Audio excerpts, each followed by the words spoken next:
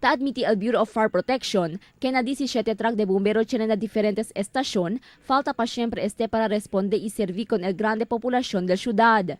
Según con el District Fire Marshal, Fire Chief Inspector Clincha, actualmente tan necesita el BFP aumento 10 magatruck de bombero. Por na magatruck de bombero, tan necesita también según el BFP aumento maga-breathing apparatus que el usa maga-personajes na responde.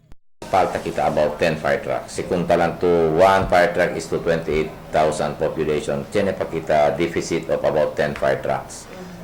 Then, ng mga breathing apparatus, kay confined space kaya alya, kung el oxygen zero visibility, hindi data pwede tarda el bombero. Por eso, si pwede usted man notice ayer, pas el replacement del gente allá arriba na unicels, kasi hindi se pwede tarda to adentro.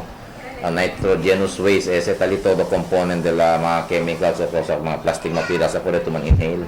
Tiene man según fondo ta aloka el oficina central para na aumento equipo pero hindi insigida sta pwede dali itapasa pa na largo proseso. Debe según aumenta equipo, haber mas pronto el responde y pronto pwede apasigua con el fuego. Sit acorda un incidente de quema, ella ocurri ayer na centro del pueblo, onde yaman umit el edificio del Unisales y Viva Theater. Ya llega na general alarm el incidente de quema antes ya declara fire out el mga bumbero.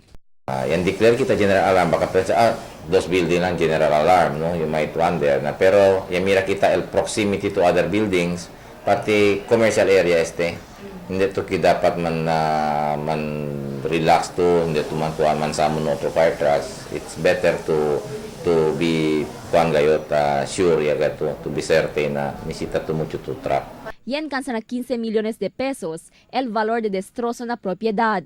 Según pa na BFP, el quema en principio na stockroom del edificio ita continua pa sila investiga acerca el causa del quema. Cristel Almonía, Dateline Zamboanga.